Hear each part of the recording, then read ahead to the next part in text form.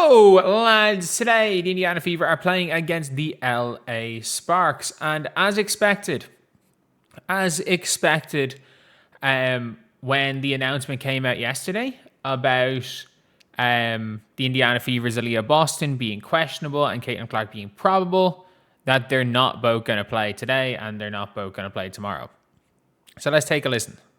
Boston was obviously listed as questionable yesterday. How did she feel through shoot around, and do you have an update on her status for tonight? Yeah, she just did some of the shooting. She's going to be out tonight. Again with the back-to-back. And Caitlin are back-to-back. Caitlin's going to be active tonight. AB's not, and then they'll flip-flop tomorrow night.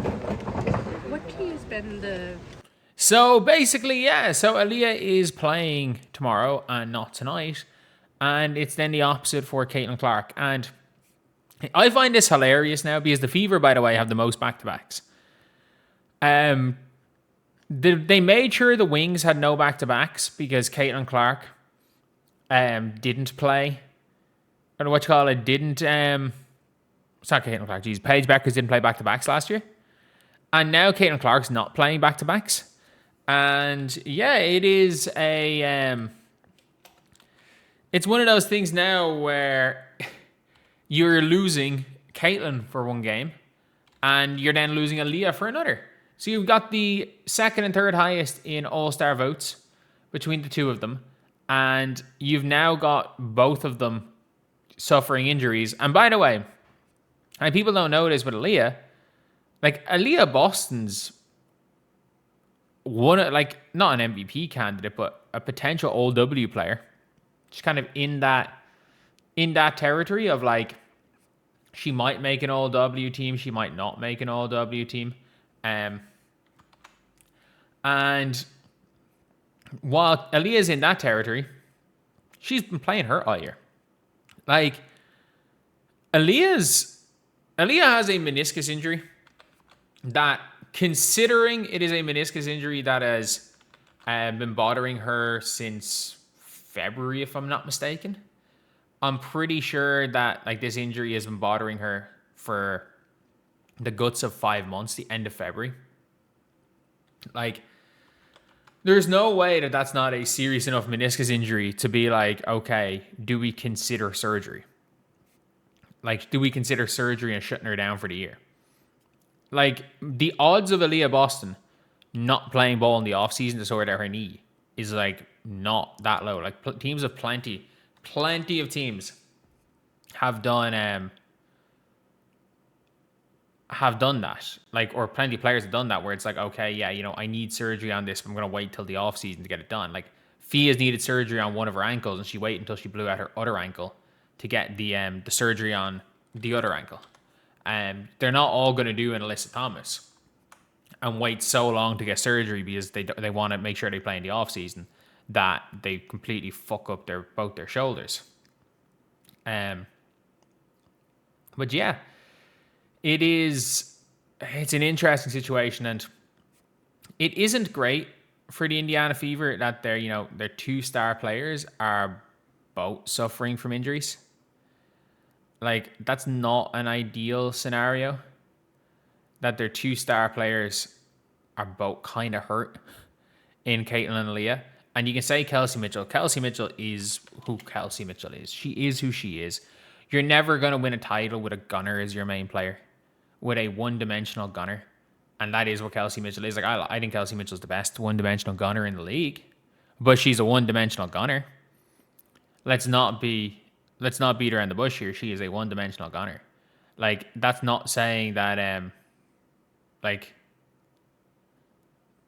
that's not even what you call it, like, that much of a shot, or like, that's her game. But Kane will be out for the Mercury game. Is it because of injury? Yes, it's because of the injury. You're not playing someone with a bad back on a back-to-back. You're just not. You don't give them enough. It doesn't give them enough recovery time, nor are you playing someone with a bad knee on a back-to-back. The Indiana Fever, again, they have two injured stars who are carrying injuries, who are carrying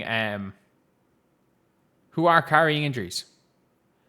Like, it's a bit of a weird position the Fever are in because they're not good enough to win the title. But at the same time, like, they're not setting themselves up for the future. Like, I don't know. I really, really don't know where, like,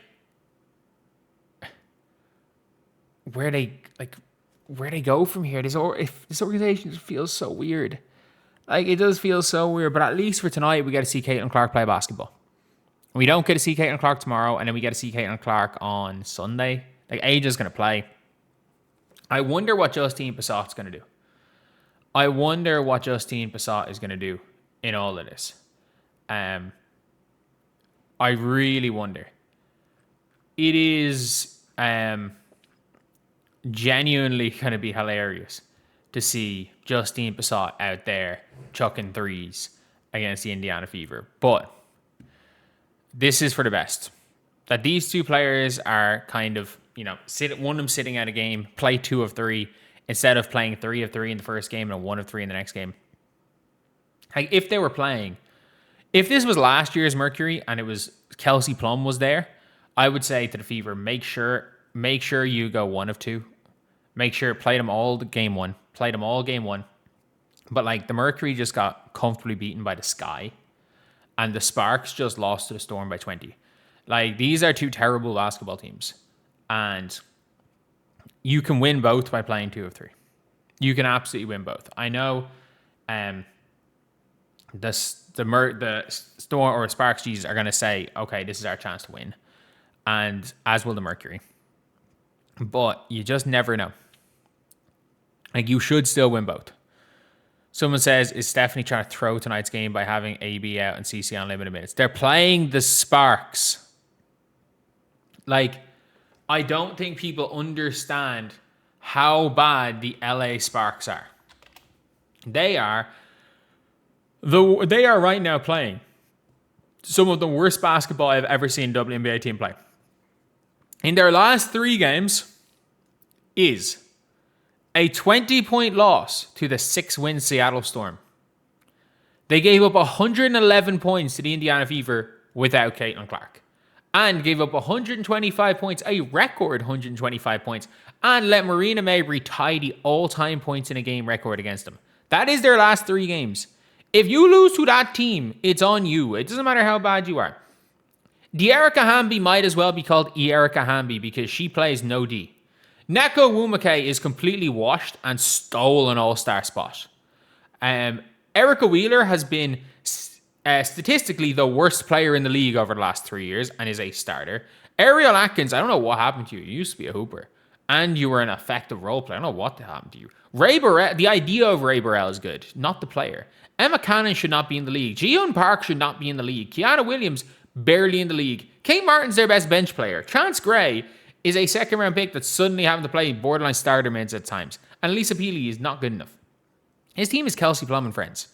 And they're in cap space hell. I don't know why people are trying to send Caitlin there.